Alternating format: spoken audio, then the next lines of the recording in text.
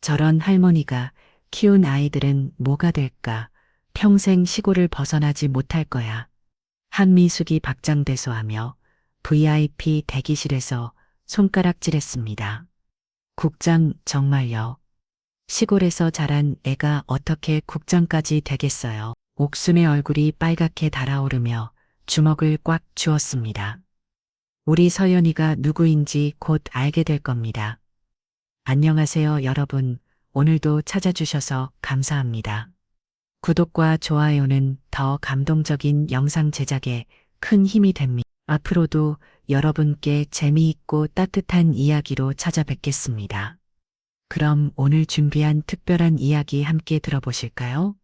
충청북도 단양군 외단마을 아침해가 막 떠오르는 시간입니다. 산골짜기 사이로 흐르는 남한강 물소리가 고요한 새벽을 깨우고 있었죠. 이 작은 마을에서 가장 일찍 일어나는 사람이 바로 박옥순입니다. 올해 76의 나이에도 허리를 꼽고 시세우고 장터로 향하는 발걸음이 여전히 씩씩했습니다. 박옥순은 이 마을에서 나고 자란 토박이입니다. 21살의 남편을 만나 결혼했지만 딸 하나만 낳고 남편은 30대 후반에 갑작스러운 심장마비로 세상을 떠났습니다. 그때부터 옥순의 진짜 인생이 시작됐다고 해도 과언이 아니었죠. 어린 딸 하나 키우겠다고 새벽부터 밤까지 손에서 일을 놓은 적이 없었습니다. 겨울에는 얼어붙은 땅을 파가며 김장용 배추를 켜고 여름에는 뜨거운 햇볕 달에서 고추를 따며 하루하루를 버텨냈습니다. 시장에서 마늘 장사를 시작한 지도 벌써 50년이 넘었습니다. 처음에는 밭에서 기름 마늘 몇 점만 가지고 나갔는데 지금은 인근 농가들과 계약을 맺고 제법 큰 규모로 장사를 하고 있었죠. 동네 사람들은 옥순을 마늘 박씨라고 부르며 존경했습니다. 억척스럽지만 인정이 많고 어려운 이웃을 그냥 지나치지 못하는 성격이었거든요. 가난한 집 아이들이 학용품이 필요하면 몰래 사다 주고 홀로 사는 노인분들께는 밑반찬을 챙겨다 드리고는 했습니다. 그래서 마을 사람들은 모두 옥순을 믿고 따랐죠. 하지만 옥순에게도 큰 시련이 찾아왔습니다. 32살의 딸이 교통사고로 갑작스럽게 세상을 떠난 거였죠. 그때 소녀 이사연은 겨우 10살이었습니다. 옥순은 하늘이 무너지는 것 같았지만 어린 소녀 때문이라도 무너질 수 없었습니다. 딸을 잃은 슬픔을 가슴 깊이 묻어두고 소녀를 키우는 일에만 온 힘을 쏟았습니다. 밤마다 혼자 울면서도 서연이 앞에서는 절대 눈물을 보이지 않았죠. 오히려 더 밝게 웃으며 서연이를 격려했습니다. 서연은 어릴 때부터 남달랐습니다. 조용하고 차분한 성격에 공부도 잘했죠. 특히 수학과 과학 분야에서 뛰어난 재능을 보였습니다. 복잡한 문제도 금세 풀어내고 선생님들이 내주는 과제도 항상 완벽하게 해왔습니다. 책을 읽는 속도도 빨라서 도서관에서 빌린 책들을 며칠 만에 다 읽어버리고 다 읽어버리곤 했죠. 하지만 마을 사람들의 시선은 곱지 않았습니다. 아버지는 누군지도 모르고 어머니마저 일찍 세상을 떠났으니 불쌍한 아이로 여겨졌습니다. 벌어는 손가락질하며 수군거리는 사람들도 있었죠. 아버지도 없고 어머니도 없는 아이가 뭘 할 수 있겠어. 할머니 마늘 장사남 물려받겠지.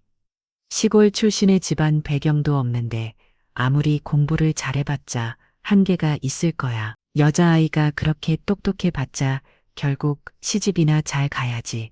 요즘 세상에 공부만 잘해서는 안 되지. 인맥이 있어야 하는데 이런 말들이 들릴 때마다 옥순의 가슴은 찢어질 것 같았습니다. 하지만 서연 앞에서는 절대 그런 내색을 하지 않았죠. 오히려 더욱 당당하게 가슴을 펴고 소녀를 격려했습니다. 우리 서연이는 특별한 아이야. 언젠가는 모든 사람들이 인정하게 될 거다. 할머니가 장담한다. 옥수는 장사로 번 돈을 한 푼도 허투루 쓰지 않았습니다. 모든 돈은 서연의 교육비로 들어갔죠. 과외비, 학원비, 교재비까지 아끼지 않았습니다. 자신은 낡은 옷을 기워 입으면서도 서연에게 많은 부족함이 없도록 했습니다. 겨울에는 연탄값을 아끼려고 이불 더 덮고 잤지만 서연의 방만은 항상 따뜻하게 데워두었죠. 좋은 음식도 모두 서연에게 멈춰주고 자신은 된장찌개와 김치만으로도 만족했습니다. 중학교 때부터 서연의 실력은 더욱 두드러졌습니다. 전교 1등은 기본이고 각종 경시대회에서도 상을 휩쓸었죠. 수학 올림피아드에서 금상을 받고 과학 발명품 대회에서도 대상을 받았습니다. 선생님들은 서연을 두고 천재라고 했습니다. 하지만 여전히 마을 사람들은 냉소적이었습니다. 아무리 공부를 잘해도 시골에서 뭘 할 수 있겠어.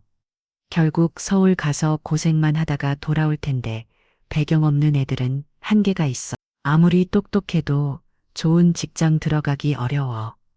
여자가 그렇게 공부만 하면 시집 가기도 힘들어. 남자들이 부담스러워해. 이런 말들이 계속 들렸지만 옥수는 흔들리지 않았습니다. 손녀를 믿었고 서연의 가능성을 확신했거든요. 고등학교를 졸업한 서연은 서울의 최고 명문 대학교에 전액 장학금으로 합격했습니다. 옥수는 그날 밤 혼자 울었습니다. 기쁨의 눈물이었죠. 동네에선 난리가 났습니다. 다녀에서 그런 대학에 들어간 아이는 처음이었거든요. 하지만 여전히 시기하는 사람들이 있었습니다. 대학 들어가는 게 끝이 아니지. 졸업하고 나서가 문제야. 서울에서 적응하기 힘들 텐데 시골 내가 그런 곳에서 버틸 수 있을까? 옥수는 이런 말들에 신경 쓰지 않았습니다. 서연을 위해 더욱 열심히 일했죠. 대학 시절 서연은 더욱 놀라운 성과를 보였습니다. 4년 내내 최우등 졸업에 각종 학술상까지 받았죠. 국가 장학금도 받고 우수 논문상도 여러 번 받았습니다. 졸업 후에는 국가고시에 최연소로 합격했습니다. 옥수는 소녀가 공무원이 되었다는 것만 알았을 뿐 구체적으로 어떤 분야인지는 잘 몰랐습니다. 서연은 할머니에게 자세한 설명을 하지 않았습니다. 군사 관련 업무라는 것, 국가 기밀구와 관련된 일이라는 것 정도만 대충 넘어갔죠. 너무 복잡한 설명을 해드리면 할머니가 걱정하실까 봐서였습니다. 옥수는 그저 소녀가 나라를 위해 일하는 훌륭한 공무원이라고만 생각했습니다. 서연의 승진 속도는 상상을 초월했습니다. 동기들보다 훨씬 빠른 속도로 진급을 거듭했죠. 기연한 실력과 리더십, 그리고 국가적 프로젝트에서 세운 공로들이 인정받은 결과였습니다. 국방정책 수립에 핵심적인 역할을 했고 군 계약 작업에도 앞장섰습니다. 하지만 이 모든 것을 할머니는 전혀 알지 못했습니다.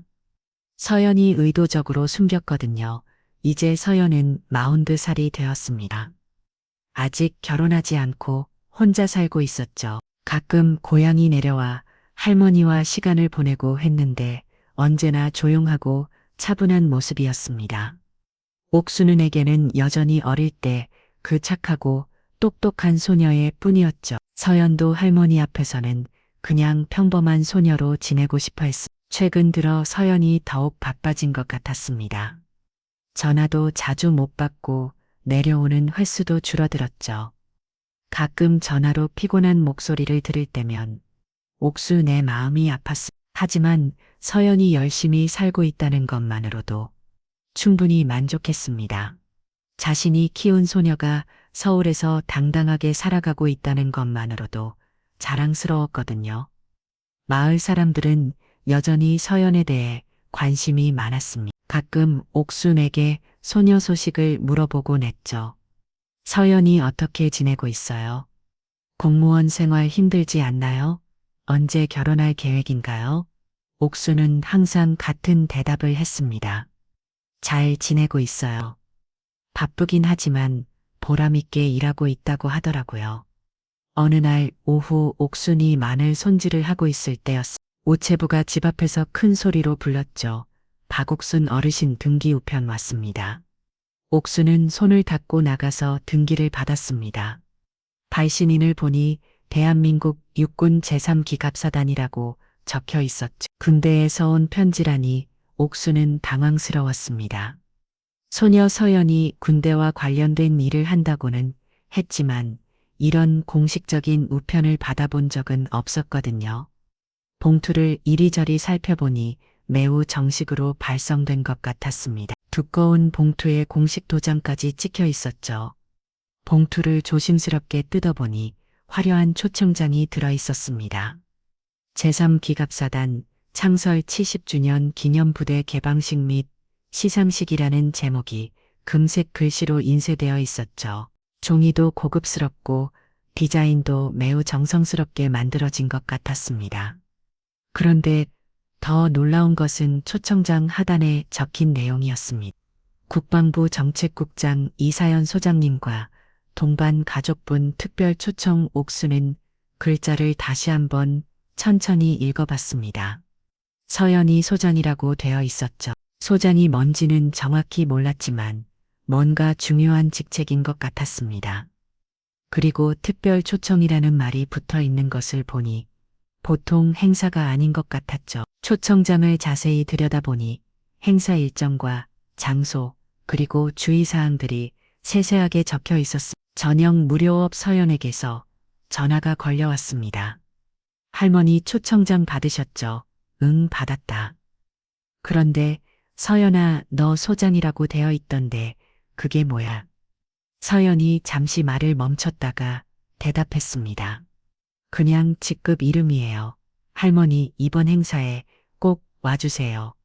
제가 공식 연설자로 나서게 되었거든요. 연설자라고 우리 서연이가 옥순의 목소리에는 놀라움과 자부심이 섞여 있었습니다.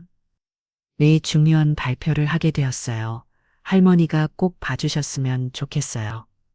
이런 기회가 자주 있는 것도 아니고 할머니께 보여드리고 싶어서요. 옥순의 마음이 푸드패스입니다. 소녀가 그런 큰 자리에서 연설을 한다니 정말 자랑스러웠죠. 하지만 한편으로는 걱정도 되었어. 할머니가 그런 거창한 곳에 가도 되겠니? 나 같은 시골 할머니가 가면 민망하지 않을까? 할머니 그런 말씀 마세요. 할머니가 제일 소중한 가족이잖아요. 제가 오늘까지 올 수 있었던 것도 모두 할머니 덕분이에요. 할머니 없이는 의미가 없어요. 서연의 간절한 목소리에 옥수는 마음을 정했습니다. 그래, 갈게. 우리 서연이 연설하는 모습 꼭 봐야지. 전화를 끊고 나서 옥수는 초청장을 다시 자세히 들여다봤습니다. 행사 일정을 보니 이틀 뒤였죠. 갑자기 떨리기 시작했습니다. 군부대라는 곳도 처음 가보는 것이고 그런 공식적인 행사장에 가본 적도 없었거든요. 어떤 사람들이 있을지, 어떤 옷을 입고 가야 할지 온갖 걱정이 머릿속을 맴돌았습니다.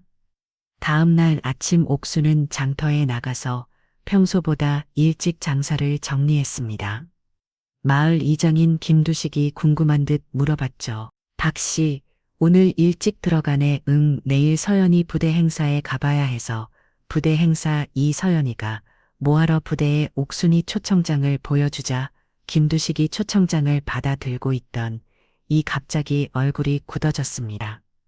군대를 다녀온 경험이 있는 김두식은 금세 상황을 파악할 수 있었거든요. 잠깐만, 이서연 소장이라고 설마 이게 진짜 장군 소장을 말하는 거야? 장군, 그게 뭔 소리야? 김두식은 군대를 다녀온 사람답게 금세 상황을 파악했습니다. 박씨 소장이라는 게 별 2개 단 장군이야. 이서연이가 장군이라고 김두식의 목소리가 점점 커졌습니다. 그의 반응을 보니 정말 대단한 일인 것 같았죠. 옥수는 영문을 몰라 당황했습니다. 장군이 뭔데? 서연이가 공무원이라고 했는데 공무원이긴 하지만 군인 공무원이야. 그것도 별 2개짜리 장군. 이야, 이게 말이 되나? 42살의 소장이라니. 김두식의 목소리가 점점 커지자 주변 상인들이 하나 둘 모여들기 시작했습니다. 무슨 일인지 궁금해하는 표정들이었죠. 무슨 일이야, 이장님. 이서연이가 장군이라는 거야. 소장이라고 되어 있어. 사람들이 옹성거리기 시작했어. 장군, 우리 마을 이서연이가. 말도 안 돼. 시골에서 자란 애가 어떻게 장군이 돼? 혹시 같은 이름의 다른 사람 아니야? 아니면 실수로 잘못 온 거 아닐까? 최순희가 끼어들었습니다. 그녀는 예전부터 서연이 성공하는 것을 못마땅하게 여겼던 사람이었죠. 그런 게 어디 있어? 분명히 착각이거나 과장된 거야. 이에 서연이가 장군이라는 게 그럴 일 없어. 맞아. 아무리 공부를 잘했다고 해도 배경도 없는 시골 아이가 장군까지 되겠어. 혹시 군무원 중에서 소장이라는 직급이 따로 있는 거 아니야? 김두식이 고개를 저었습니다. 아니야. 소장은 분명히 별 2개 장군이야. 내가 군대에서 봤어.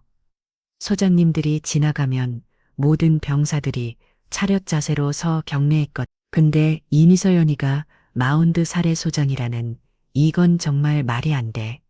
그럼 갑자기 내 이미서연이가 허세 부리는 거 아니야?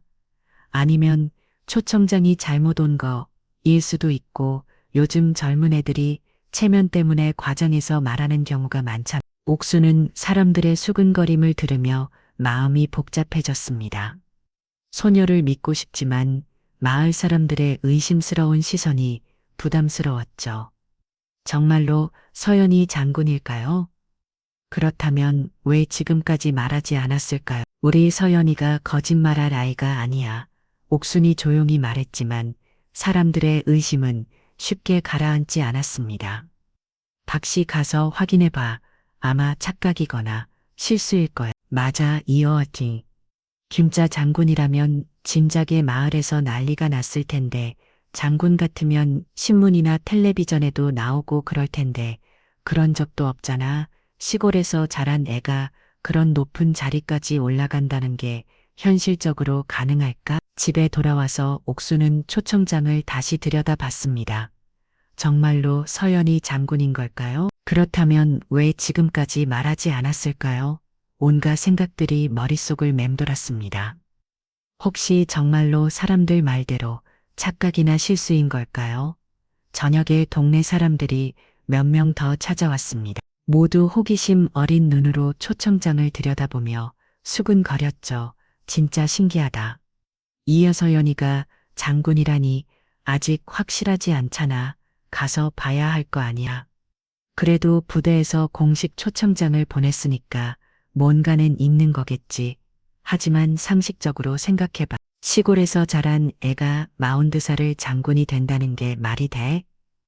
요즘 세상이 많이 바뀌긴 했지만 그래도 한계가 있을 텐데 옥수는 마음이 무거워졌습니다.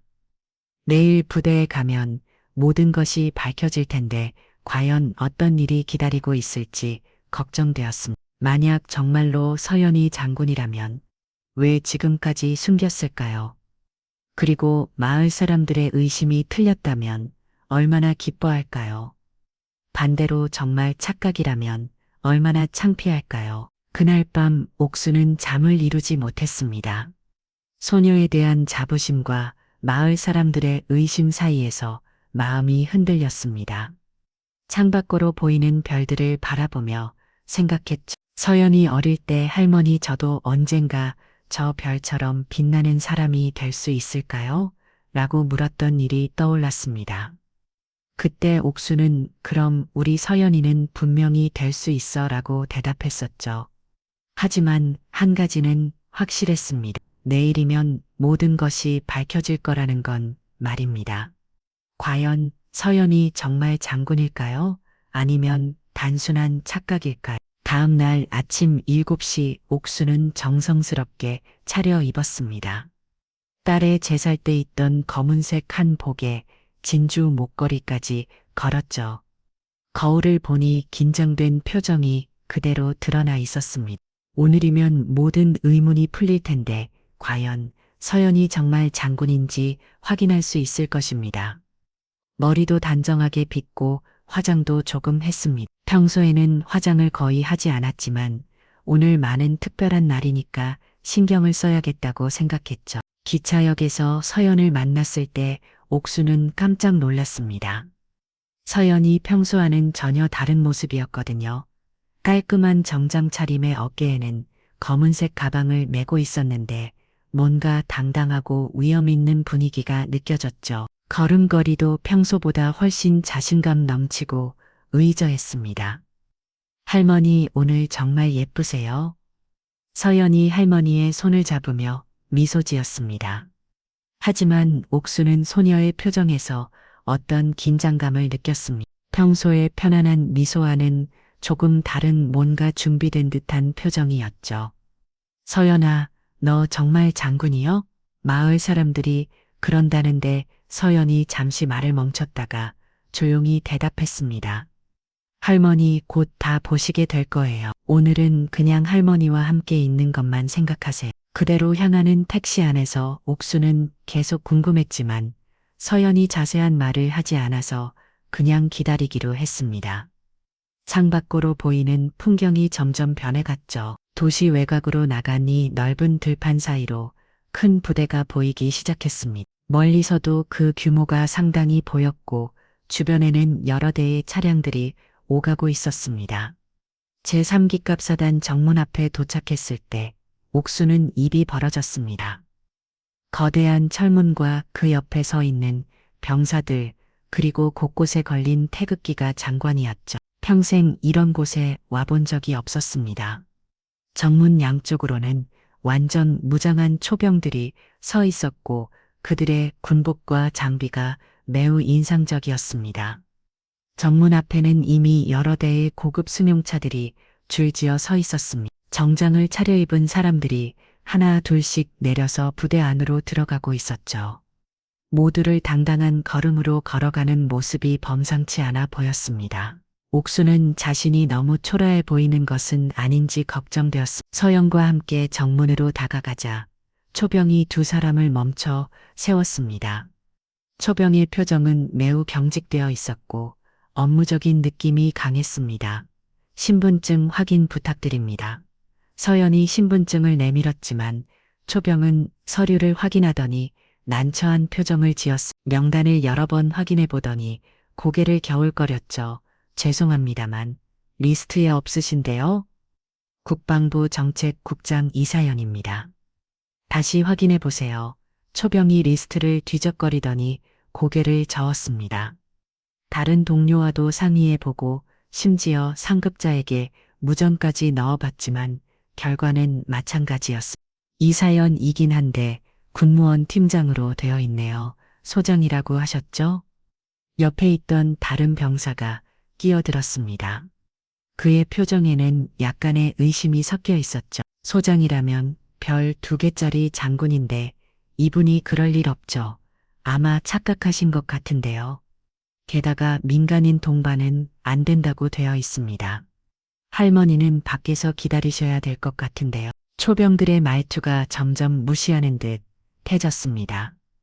처음에는 정중했지만 이제는 귀찮다는 표정을 숨기지 않았죠. 옥순의 마음이 철용했습니다. 마을 사람들의 의심이 맞았던 걸까요? 서연이 정말 과장해서 말한 건 아닐까요? 주변에서 다른 VIP들이 아무 문제 없이 들어가는 모습을 보니 더욱 초라해졌습니다. 서연은 여전히 침착한 목소리로 말했습니다. 다시 한번 확인해 보시기 바랍니다. 국방부 정책국장 이사연 소장입니다. 초병들이 서로 눈빛을 주고받더니 한 명이 무전기를 들었습니다. 무전기로 상급자와 통화하는 내용이 들었죠. 상급자 확인 요청합니다.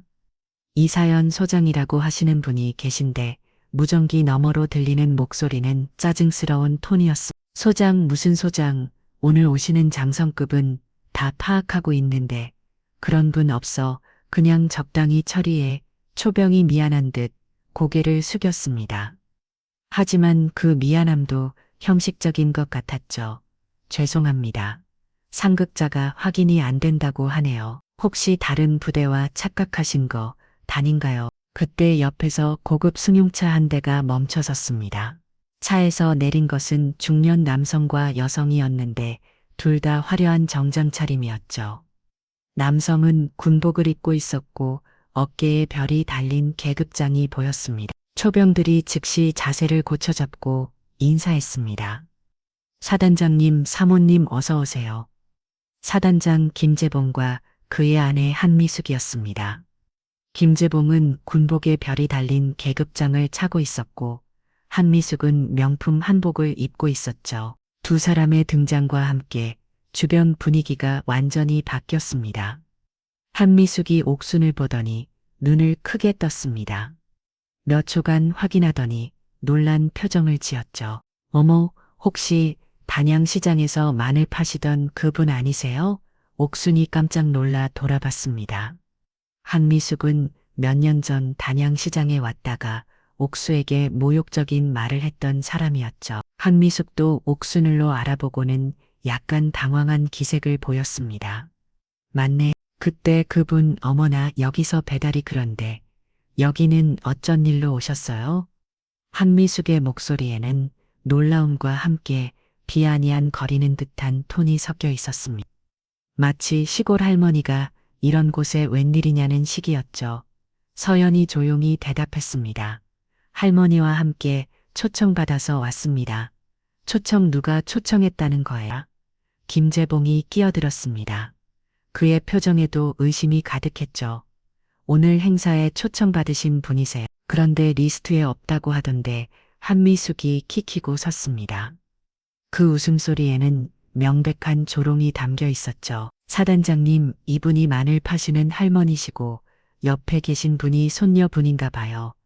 아마 구경 삼아 오신 것 같은데요. 구경이요?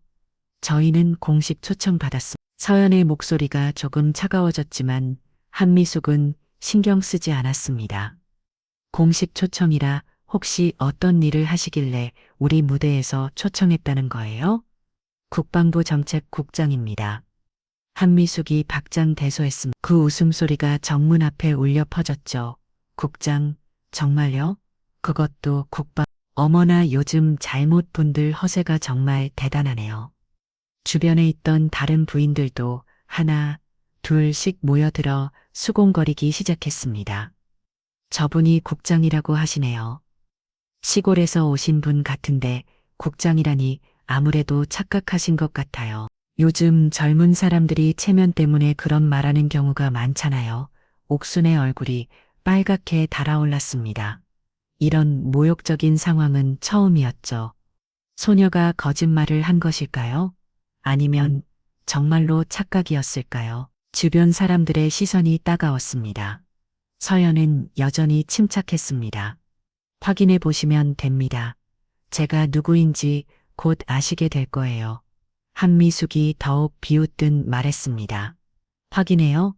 뭘 확인해요? 보시다시피 초병들도 모르는데 뭘 확인한다는 거예요. 김재봉도 고개를 저었습니다. 아가씨, 오늘은 중요한 행사입니다. 장난치실 자리가 아니에요. 구경하고 싶으시면 멀리서라도 그때 서연이 조용히 말했습니다. 할머니 괜찮습니다. 들어가면 모든 것이 명확해질 거예요. 옥수는 마음이 복잡했습니다. 소녀를 믿고 싶지만 주변 사람들의 시선이 너무 부담스러웠죠. 과연 이 모든 상황이 어떻게 해결될까요? 결국 초병들의 안내로 서연과 옥수는 부대 안으로 들어갈 수 있었습니다. 하지만 VIP 대기실이 아닌 일반 방문객 대기소로 안내되었죠. 초병이 미안한 듯 말했습니다. 죄송합니다만 신원 확인이 안 되셔서 일단 여기서 대기해 주세요. 행사 시작 전에 다시 확인해 보겠습니다. 대기소는 좁고 어두웠습니다. 플라스틱 의자 몇 개가 전부였죠. 옥수는 마음이 무거웠습니다. 과연 서연이 정말 중요한 사람이 맞을까요?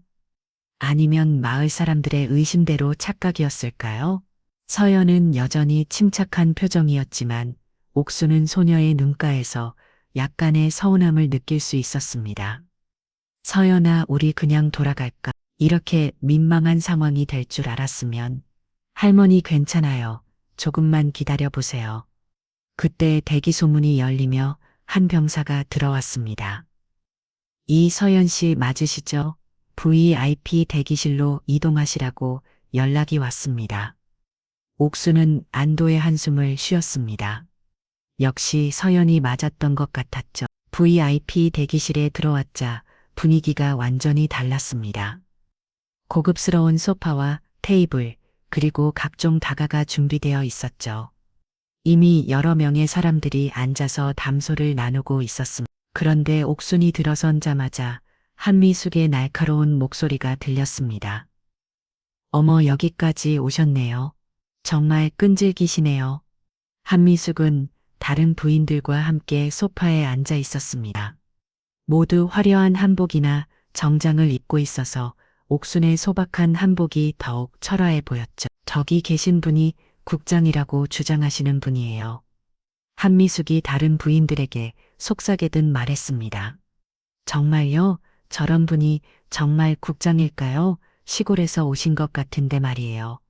옥수는 귀가 따가웠습니다. 하지만 더 충격적인 것은 한미숙이 자신을 알아본다는 사실이었죠. 한미숙은 몇 년 전 단양제를 시장에 관광차 왔었던 사람이었습니다. 그때 한미숙은 옥순의 마늘 가게 앞에서 큰 소리로 떠들었죠. 어머, 여기 마늘 냄새 정말 지독하네.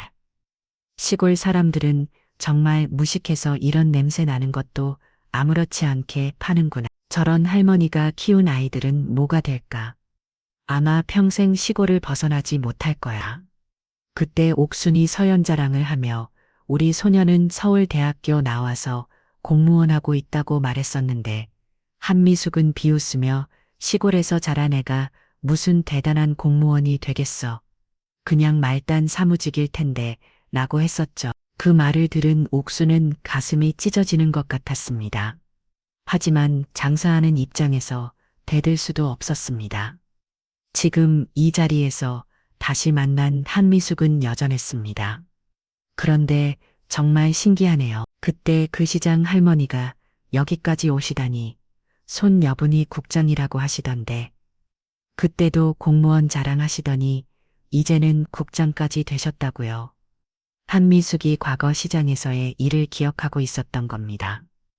그때 아버지 없이 할머니가 키우신다고 하시더니 어머니도 일찍 돌아가셨다고 들었는데 맞죠? 그런 환경에서 자란 아이가 정말 국장이 될 수 있을까요? 옥순이 참지 못하고 입을 열었습니다. 우리 서연이가 거짓말할 아이가 아닙니다. 거짓말이라뇨? 전 그런 말 안 했는데요. 다만 현실적으로 생각해 보니까 좀 의심스럽다는 거죠. 한미숙이 목소리에는 가시가 돋아 있었습니다. 부모도 없이 할머니 손에서 자란 아이가 그것도 시골에서 자란 아이가 덕톡해 국장까지 되겠어요. 아무리 공부를 잘해도 배경이 있어야 하는 거 다닌가요? 다른 부인들도 고개를 끄덕였습니다. 맞아요. 요즘은 학벌보다는 인맥이 더 중요하잖아요. 게다가 여자가 그런 높은 자리에 오르기는 더욱 어렵고요. 서연이 조용히 말했습니다. 배경이 없어도 실력만 있으면 충분합니다. 한미숙이 비웃듯 웃었습니다.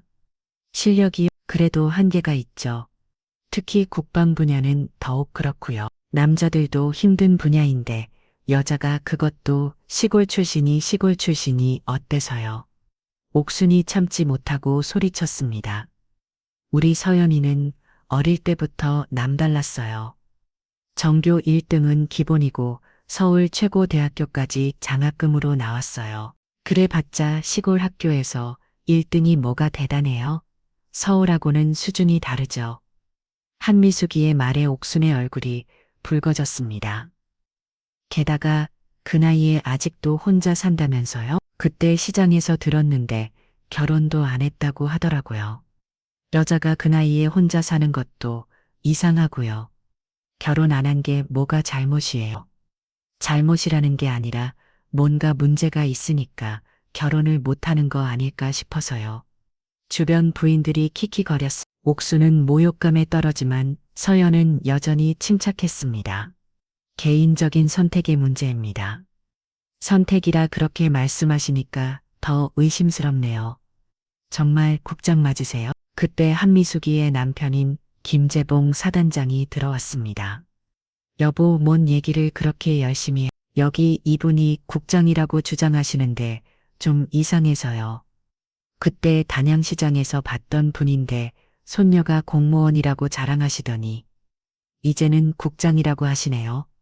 김재봉이 서연을 훑어봤습니다. 국장 어느 부처 국장이세요? 국방부 정책국장입니다. 김재봉이 코웃음을 쳤습니다.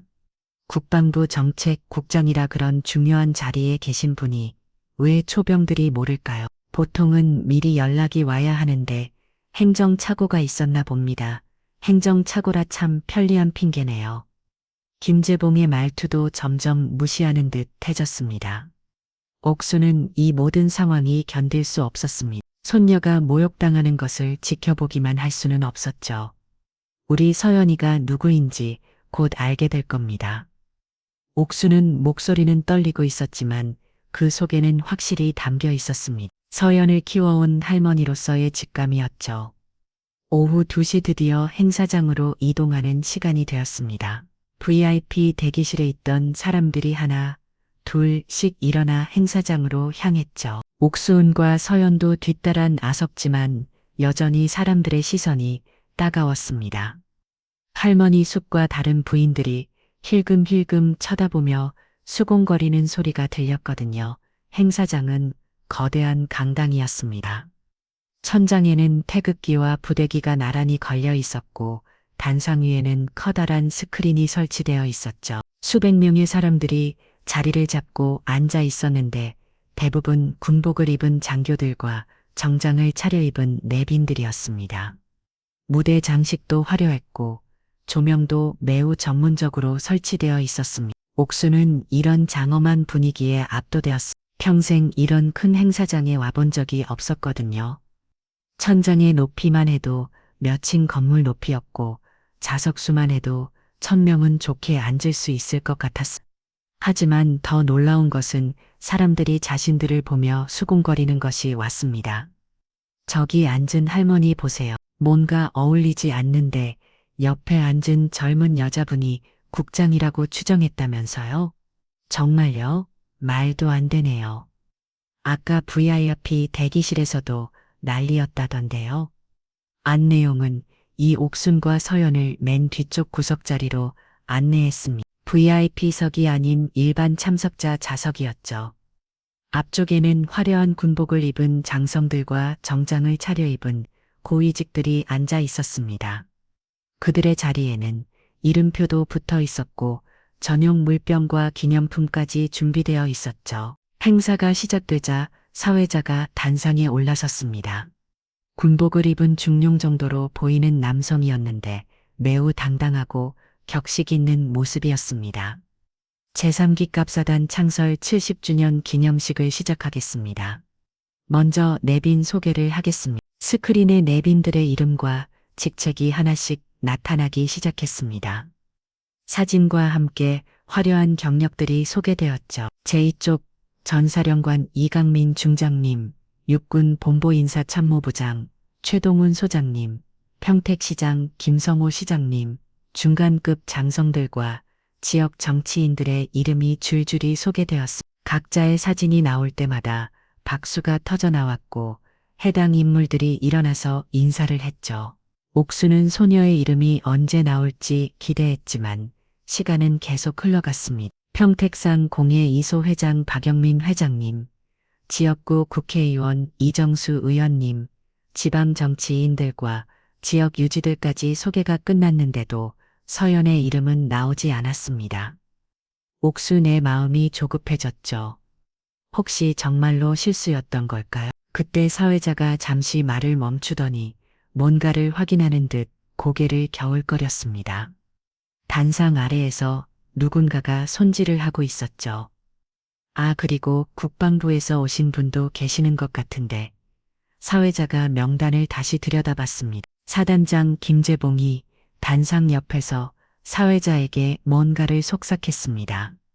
그의 표정을 보니 별로 달가워하지 않는 것 같았죠. 이 사연 민간직 다음으로 넘어가겠습니다. 그 순간 옥순의 가슴이 철렁했습니다. 서연이 민간직이라고 소개된 것입니다.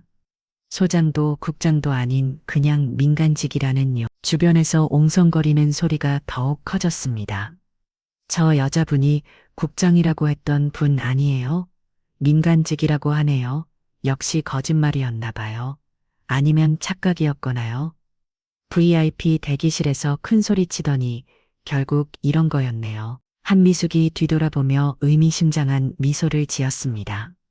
마치 내가 맞다고 했지라는 표정이었죠. 다른 부인들도 고개를 끄덕이며 수근거렸습니다. 옥수는 서연의 얼굴을 살펴봤습니다. 서연은 여전히 침착한 표정이었지만 입술이 약간 굳어 있는 것을 볼 수 있었습니다. 손도 살짝 떨리는 것 같았죠. 행사가 계속 진행되었습니다. 사단장 김재봉의 환영사와 지역구 국회의원의 축사가 이어졌죠. 김재봉은 환영사를 하면서도 가끔 뒤쪽 옥순과 서연이 앉은 자리를 힐끔거리며 보았습니다. 오늘 이 자리에 참석해 주신 모든 귀빈 여러분께 감사드립니다. 특히 바쁘신 중에도 시간을 내어 참석해 주신 장성님들과 지역 인사 여러분께 김재봉의 말에는 미묘한 강조가 있었습니다. 진짜 귀빈들에게만 감사하다는 뉘앙스였죠. 그런데 놀랍게도 사회자가 다시 마이크를 잡았습니다. 이제 특별 연설 시간을 갖겠습니다. 국방 정책의 현재와 미래에 대해 말씀해 주실 분을 모시겠습니다. 옥숨의 마음이 다시 뛰기 시작했습니다. 서연이 연설을 한다고 했는데 드디어 그 시간이 온 것일까요? 그런데 사회자의 다음 말은 예상과 달랐습니다. 제2자 전사령관 이강민 중장님께서 말씀해 주시겠습니다. 이강민 중장이 단상에 올라섰습니다. 화려한 군복에 별이 반짝거렸죠. 옥수는 실망했지만 혹시 서연도 나중에 연설할 기회가 있을까 싶어 기다렸습니다. 중장의 연설이 끝나자 사회자가 다시 나타났습니다. 혹시 추가로 말씀하실 분이 계시면 그때 서연이 조용히 일어섰습니다. 옥수는 심장이 빨리 뛰었죠. 드디어 서연이 연설을 차례인 것 같았습니다. 하지만 사단장 김재봉이 단상 아래에서 사회자에게 급하게 손짓을 했습니다. 사회자가 김재봉의 눈치를 보더니 마이크에 대고 말했습니다. 시간 관계상 연설은 여기서 마치겠습니다. 다음 순서로 넘어가겠습니다. 김재봉이 작은 소리로 중얼거렸습니다. 설마 저 여자가 진짜 뭔가 하려고 했나? 민간직이 무슨 연설을 해? 서연이 다시 자리에 앉았습니다. 옥수는 화가 났습니다. 분명히 서연이 연설을 한다고 했는데 왜 기회를 주지 않는 걸까요? 주변에서 또 다시 수근거리는 소리가 들렸습니다. 저 여자분이 연설하려고 했나 봐요. 말도 안 되죠.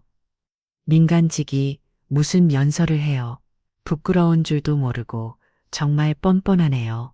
한장교가 동료에게 속삭했습니다. 아까부터 저 사람들 때문에 분위기가 이상해지고 있어. 누가 저런 사람들을 초청한 거야. 사단장님도 곤란하실 것 같은데 빨리 정리됐으면 좋겠네. 옥수는 참을 수 없었습니다. 이를 사서 큰 소리로 말하고 싶었지만 서연이 조용히 할머니의 손을 잡았습니다. 할머니 괜찮아요.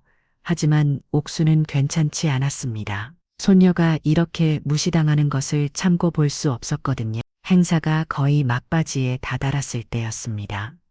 사회자가 마지막 순서를 안내해야 하던 그 순간 갑자기 행사장 뒤편 문이 열렸습니다. 한 명의 병사가 급하게 들어와서 사단장 김재봉에게 뭔가를 속삭였죠. 그 병사의 표정이 매우 긴급해 보였고 손에는 공문서 같은 것을 들고 있었습니다. 김재봉의 얼굴이 순간 굳어졌습니다. 병사가 건네준 서류를 받아보더니 얼굴색이 창백해지기 시작했죠. 그리고는 사회자를 급하게 불러 뭔가를 지시했습니다. 사회자도 당황한 기색이 역력했습니다. 두 사람이 급하게 주고받는 대화 내용은 들리지 않았지만 뭔가 중대한 일이 벌어진 것 같았습니다. 잠시만요. 프로그램에 약간의 변경이 있겠습니다. 사회자의 목소리가 떨리고 있었습니다. 행사장이 옹성거리기 시작했습니다. 갑작스러운 변경사항에 사람들이 술렁거렸죠. 무슨 일인지 궁금해하는 시선들이 사방에서 쏟아졌습니다. 잠깐 무슨 일이야? 프로그램 변경이라니 혹시 중요한 인사가 갑자기 오시는 건가? 그때 서연이 조용히 일어섰습니다. 옥수는 깜짝 놀랐지만 서연의 표정에서 무언가 달라진 것을 느꼈습니다. 지금까지의 조용하고 참을성 있던 모습과는 다른 단호하고 위험 있는 분위기였죠. 마치 다른 사람이 된 것 같았습니다. 서연이 단상을 향해 걸어가자 행사장이 조용해졌습니다. 사람들은 무슨 일인지 몰라 그저 지켜볼 뿐이었죠. 서연의 걸음걸이도 평소와 달랐습니다. 매우 당당하고 자신감이 넘쳤거든요. 저분이 뭘 하려는 거예요? 설마 진짜 연설하려는 건 아니겠죠. 한미숙이 비웃듯 중얼거렸습니다. 끝까지 포기를 안 하네요. 정말 뻔뻔하기도 하고, 하지만 서연이 단상에 오르자 마음과 이상한 일이 벌어졌습니다. 조명이 갑자기 밝아지면서 스크린이 켜진 것입니다. 기술진들이 급하게 무언가를 준비하고 있는 모습이 보였습니다. 그리고 스크린에 서연의 정보가 나타나기 시작했습니다. 첫 번째 줄이 화면에 떠올랐습니다. 이사연 육군 소장 첫 번째 줄이 나타나자 행사장이 술렁거렸습니다. 사람들이 서로를 바라보며 웅성거리기 시작했죠. 소장 진짜 소장이라고 별 2개 장군이라는 뜻 아니야. 두 번째 줄이 나타났습니다. 국방부 정책국장 두 번째 줄이 나타나자 옹성거림이 더 커졌습니다. 사람들의 표정이 점점 진지해지기 시작했죠. 국방부 정책국장이라니 그럼 진짜 국장이었던 거야. 세 번째 줄이 화면에 떠올랐습니다. 대통령 직속 군정개혁위원회 부위원장 세 번째 줄이 나타나자 행사장이 조용해졌습니다. 이제는 장난이 아니라는 것을 모두가 깨달았거든요.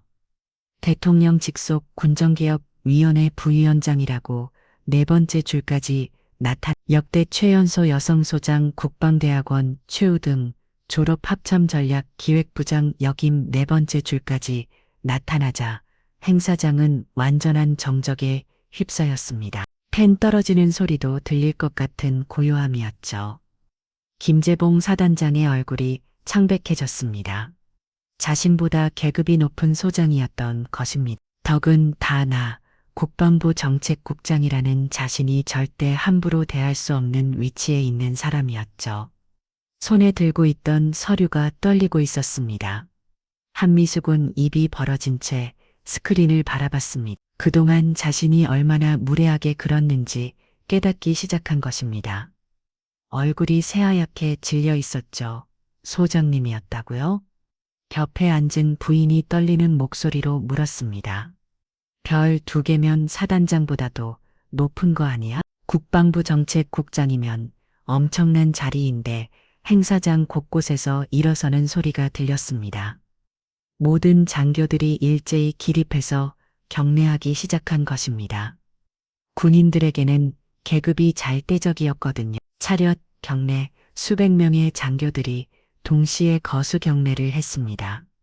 평소 같으면 자신들이 경례를 받는 입장이었던 중령, 대령들도 모두 서연에게 경례를 올렸죠. 그 광경이 정말 장관이었습니다. 김재봉 사단장도 부랴부랴를 일어나서 경례했습니다. 얼굴이 붉어진 채 식은 땀을 흘리고 있었죠.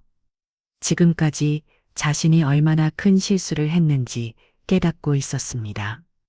옥수는 이 모든 상황을 이해할 수 없었습니다. 갑자기 모든 사람들이 일어나서 소녀에게 경례를 하고 있었거든요.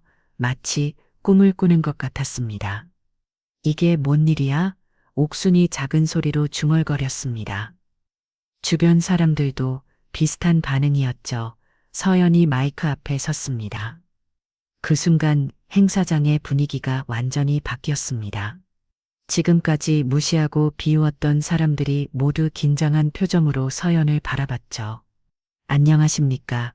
국방부 정책국장 이사연 소장입니다. 서연의 목소리가 행사장 전체에 울려 퍼졌습니다. 지금까지의 조용하고 차분한 목소리와는 달리 당당하고 위험 있는 목소리였죠. 마이크를 통해 전해지는 목소리에는 카리스마가 넘쳤습니다. 먼저 제3기갑 사단 창설 70주년을 축하드립니다. 오늘 이 자리에 참석하게 되어 영광입니다. 사람들은 숨을 죽이고 서연의 말을 들었습니다. 아까까지 민간직이라고 무시하던 그 사람이 실제로는 자신들보다 훨씬 높은 위치에 있는 장군이었던 것입니다. 오늘 이 자리에 오기까지 여러 가지 일들이 있었습니다만 서연이 잠시 말을 멈추고 행사장을 둘러봤습니다. 그 시선이 김재봉과 한미숙에게 머물렀죠. 두 사람은 그 시선을 받고 더욱 움츠러들었습니다. 군인으로서 그리고 국가를 위해 일하는 공직자로서 항상 겸손한 마음을 가져야 한다고 생각합니다. 이 말은 분명히 지금까지 자신을 무시했던 사람들을 향한 것이었습니다. 직접적으로 비판하지는 않았지만 그 의미는 충분히 전달되었죠. 김재봉은 식은땀을 흘리며 서연의 말을 들었습니다. 지금까지 자신이 얼마나 큰 실수를 했는지 깨닫고 있었죠. 한미숙은 얼굴이 새하얗게 질려서 아무 말도 할 수 없었습니다. 시장에서부터 오늘까지 자신이 얼마나 무례하게 굴었는지 생각하니 땅에 구멍이라도 파고 들어가고 싶었죠. 우리 군은 국민을 위해 존재합니다. 그리고 모든 국민은 출신과 배경에 관계없이 존중받아야 합니다. 서연의 말 한마디 한마디가 행사장에 있는 모든 사람들의 가슴에 꽂혔습니다. 서연의 연설이 끝난 후 행사장의 분위기가 완전히 뒤바뀌었습니다. 아까까지 수근거리던 사람들은 모두 입을 다물어 있었고 장교들은 서연 주변으로 몰려들어 인사를 드린 으라 같았죠. 그런데 더 놀라운 일이 벌어지기 시작했습니다. 그때 사회자가 다시 단상에 올라 마이크를 잡았습니다. 얼굴이 창백한 채로 떨리는 목소리로 말하기 시작했습니다.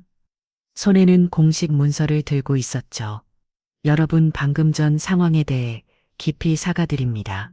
행사장이 조용해졌습니다. 모든 사람들이 긴장한 표정으로 사회자를 바라봤죠. 사전 명단 확인 과정에서 중대한 실수가 있었습니다. 이사연 소장님의 신분을 제대로 확인하지 못하고 VIP 응대 과정에서도 부적절한 처리가 있었던 점을 진심으로 사과드립니다. 사회자의 목소리가 행사장 전체에 울려 퍼졌습니다. 그의 이마에는 식은땀이 맺혀 있었죠. 특히 초청 과정에서의 실수와 행사 진행 중 연설 기회를 제대로 안내하지 못한 점에 대해서도 깊이 반성하고 있습니다. 김재봉 사단장은 자리에 앉아 있을 수도 없어서 계속 서 있었습니다. 얼굴이 붉어진 채 식은땀을 계속 흘리고 있었죠. 옆에 앉은 참모들도 모두 긴장한 표정이었습니다. 사회자가 계속 말했습니다. 이번 사건과 관련하여 책임자들에 대한 조치가 있을 예정입니다.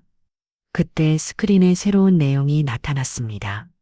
공식 문서 형태로 작성된 조치 사항들이었죠. VIP 응대 실수 및 부적절한 처우에 대한 조치 사항 첫 번째 항목이 떠올랐습니다. 사람들이 숨을 죽이고 화면을 바라봤죠. 사단장 김재봉 마이너스 고위 인사 응대 소홀 공식 경고 및 인사 검토 대상. 김재봉의 얼굴이 더욱 창백해졌습니다. 공식 경고라는 것은 진급에 큰 타격이 되는 조치였거든요. 더군다나 인사 검토 대상이라는 것은 보직 변경이나 자체를 의미할 수도 있었습니다. 두 번째 항목이 나타났습니다. 초병 및 안내 담당자 마이너스 신분 확인 소홀 일주일 영창 및 재교육 해당 초병들의 얼굴이 새하얗게 질렸습니다. 영창이라는 것은 군인에게는 매우 치욕적인 처벌이었거든요. 세 번째 항목까지 나타났습니다. 행사 진행 담당자 마이너스 프로그램 관리 소홀 공식 사과문 제출 옥수는 이 모든 상황이 믿어지지 않았습니다. 아까까지 자신들을 무시하던 사람들이 이제는 처벌을 받고 있었거든요. 마치 드라마를 보는 것 같았죠. 그런데 더 놀라운 일이 벌어졌습니다. 스크린에 또 다른 내용이 나타난 것입니다. 부대 외부 인사 관련 조치사항, 이번에는 민간인들에 대한 조치였습니다. 한미숙의 이름이 화면에 떠올랐습니다. 한미숙은 마이너스 사단장 부인의 회장직 사퇴 및도 공개 사과문 제출 요구. 한미숙은 자리에서 일어날 수도 없을 정도로 충격을 받았습니다. 자신의 이름이 공식 문서에 나타날 줄은 꿈에도 생각하지 못했거든요. 손이 덜덜덜 떨리고 있었습니다. 주변 부인들이 한미숙이를 바라보며 수근거리기 시작했습니다. 어머, 부인을 장님이 사퇴하신다고요? 무슨 일이 있었던 거예요? 아까 VIP 대기실에서 뭔 일이 있었나 봐요. 공개 사과문이라니 얼마나 심한 일을 하셨길래 한미숙은 얼굴이 새하얗게 질린 채 고개를 들 수 없었습니다. 평생 이런 치욕을 당해본 적이 없었거든요. 그때 추가 항목이 더 나타났습니다. VIP 대기실에서 모욕적 발언 및 부적절한 행동 마이너스 관련자 전원 부대 출입 금지. 이제는 한미수근만 아니라 함께 수근거렸던 다른 부인들의 이름까지 나열되기 시작했습니다. 그들의 얼굴이 모두 창백해졌죠. 부대 출입 금지라니 이런 일이 기록에 남는 거예요? 남편들 승진에도 영향이 있을 텐데 그때 서연이 조용히 할머니에게 다가와 속삭였습니다. 할머니, 이제 나가볼까요? 옥수는 고개를 끄덕였습니다. 모든 것이 명확해진 지금 더 이상 이 자리에 있을 필요는 없다고 생각했죠. 하지만 아직도 모든 상황이 꿈만 같았습니다. 서연과 옥순이 일어서자 행사장의 모든 사람들이 다시 일어났습니다. 아까와는 완전히 다른 분위기였죠. 존경과 경외의 시선으로 두 사람을 바라봤습니다. 김재봉이 급하게 다가와서 90도로 인사했습니다. 목소리도 떨리고 있었죠. 소장님, 정말 죄송했습니다. 제가 정말 큰 실수를 어떻게 용서를 구해야 할지 사단장님 앞으로는 이런 일이 없도록 주의해 주시기 바랍니다. 서연의 목소리는 차갑지도 따뜻하지도 않았습니다. 공식적이고 격식을 갖춘 목소리였죠. 하지만 그 속에는 분명한 경고의 메시지가 담겨 있었습니다. 다른 장교들도 줄을 서서 인사를 드렸습니다. 아까까지 무시하던 사람들이 이제는 극존칭을 쓰며 머리를 숙이고 있었죠. 소장님, 오늘 뵙게 되어 영광이었습니다. 앞으로 자주 뵙겠습니다. 소장님, 오늘 말씀 잘 들었습니다. 하지만 서연은 간단하게만 응답했습니다. 과도하게 친근하게 대하지도 그렇다고 냉정하게 대하지도 않았죠. 적당한 거리를 유지하며 품위 있게 대응했습니다. 한미숙은 멀리서 서연을 바라보기만 했습니다. 다가가서 사과하고 싶었지만 용기가 나지 않았거든요. 지금까지 자신이 한 마디를 생각하면 너무 부끄러웠습니다. 특히 시장에서부터 오늘까지 서연과 옥순을 무시하고 모욕했던 모든 순간들이 머릿속에 떠올랐죠. 시골에서 자란 애가 뭘 할 수 있겠어. 배경도 없는 아이가 어떻게 국장까지 되겠어요. 결혼도 못하는 걸 보니 뭔가 문제가 있나 봐요. 이 모든 말들이 얼마나 잘못된 편견이었는지 이제야 깨달았습니다. 자신의 오만함과 무지함이 얼마나 큰 실수였는지 뼈저리게 느끼고 있었죠. 서연과 옥순이 행사장을 나가려 할 때 한 젊은 장교가 다가와서 말했습니다. 소장님, 차량을 준비해 드리겠습니다. 고맙지만 괜찮습니다. 아닙니다. 의전상 반드시 모셔다 드려야 합니다. 이미 준비되어 있습니다. 옥수는 이 모든 변화에 아직도 적응하지 못하고 있었습니다. 아까까지 무시받던 상황에서 갑자기 최고의 예우를 받게 된 것이죠. 행사장을 나가면서 옥순이 서연에게 물었습니다. 서연아, 너 정말 그렇게 높은 사람이었어? 할머니, 중요한 건 직책이 아니에요. 할머니가 저를 키워주신 사랑이 더 중요하죠. 서연의 대답에 옥순의 눈시울이 붉어졌습니다. 소녀의 겸손함이 더욱 자랑스러웠죠. 뒤에서 따라오는 사람들의 대화 소리가 들렸습니다. 저 할머니가 소장님을 키우셨다고 단양에서 마늘 장사하면서 소녀를 서울대학교까지 보내셨다는데 정말 대단하신 분이네. 우리가 얼마나 편견을 가지고 있었는지 모르겠어. 이제는 완전히 바뀐 시선들이었습니다. 무시와 비웃음 대신 존경과 감탄의 목소리들이었죠.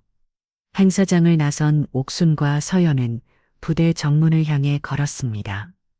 저녁해가 서쪽 하늘을 붉게 물들이고 있었죠. 옥수는 아직도 꿈을 꾸는 것 같았습니다.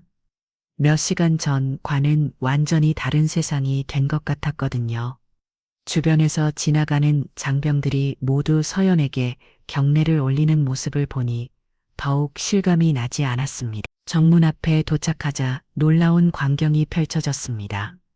검은색 세단 한 대가 부르릉 소리를 내며 서 있었고 그 옆에는 군복을 입은 운전병과 경호병 2명이 대기하고 있었습니다. 차량 번호판도 특별한 것 같았고 차량 자체도 매우 고급스러워 보였죠. 운전병이 서연을 보자마자 바로 경례를 했습니다.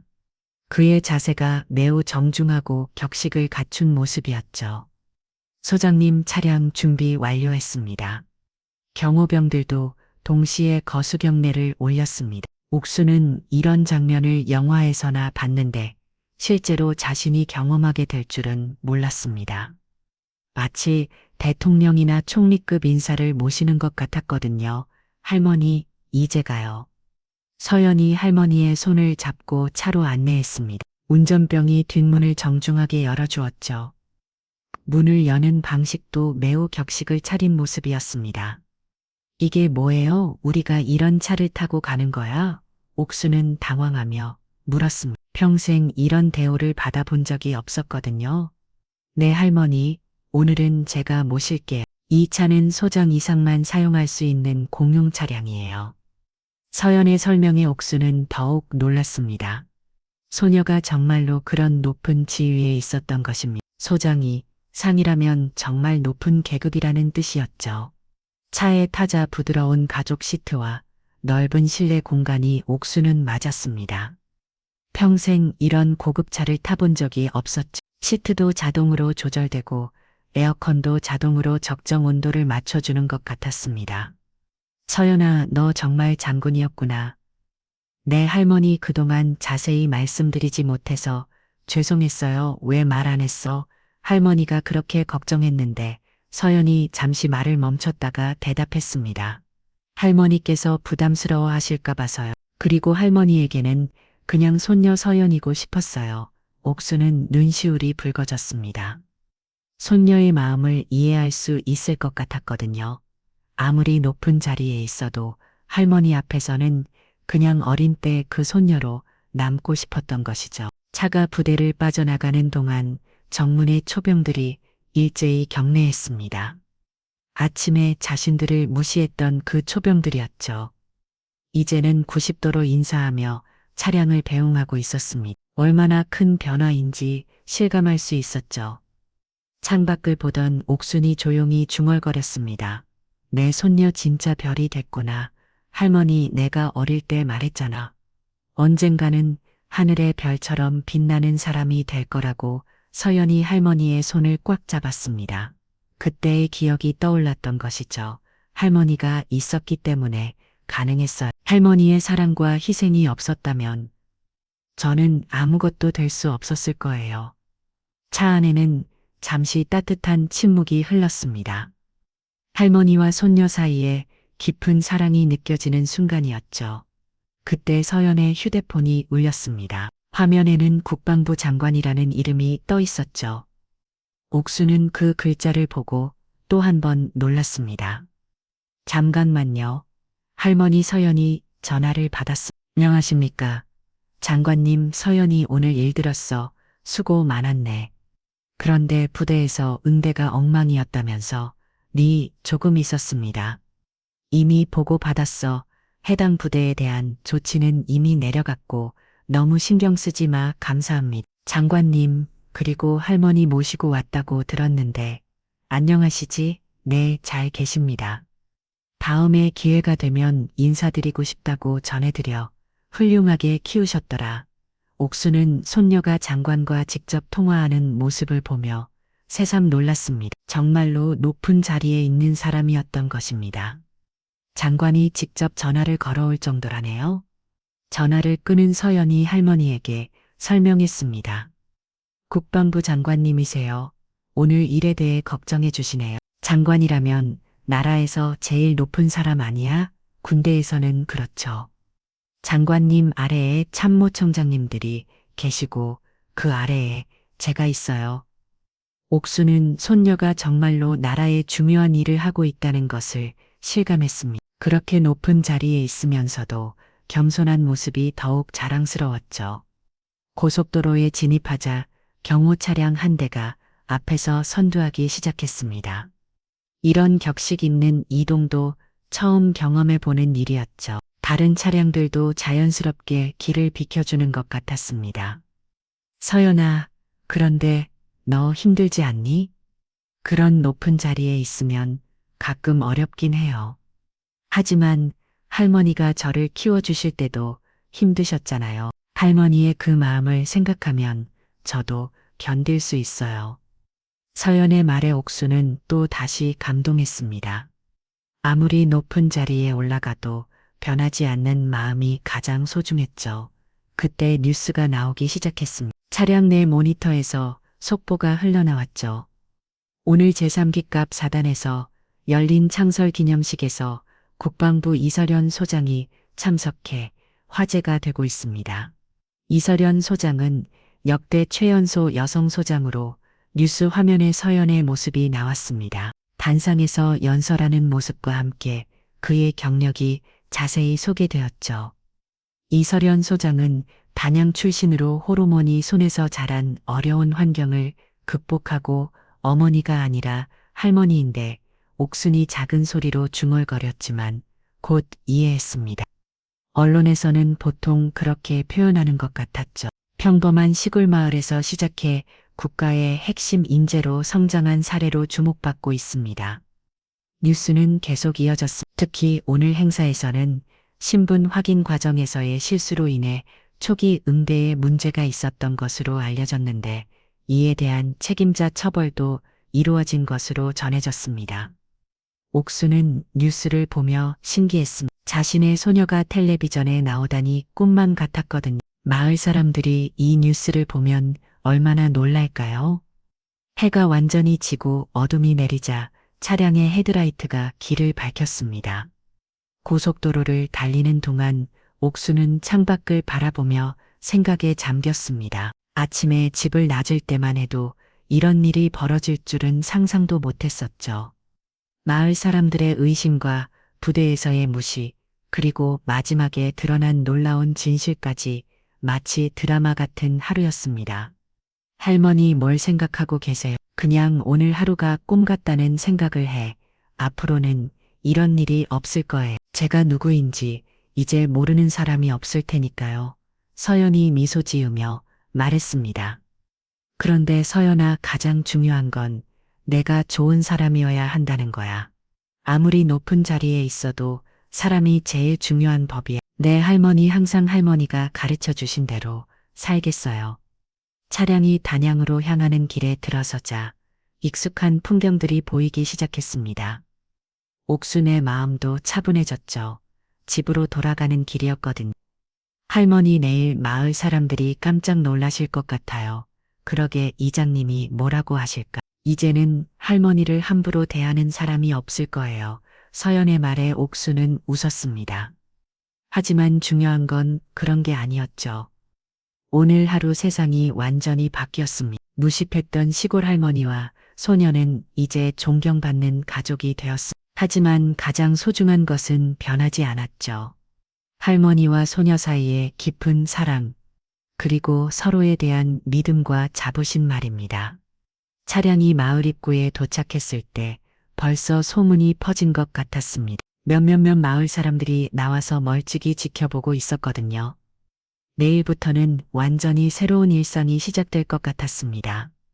시청해주셔서 감사합니다. 사연 한 줄기의 이야기가 마음에 드셨다면 구독과 좋아요, 그리고 알림 설정까지 부탁드립니다. 여러분의 응원이 이 채널을 이어가는 큰 힘이 됩니다. 댓글로도 많은 응원 부탁드려요. 다음 이야기에서 또 만나요.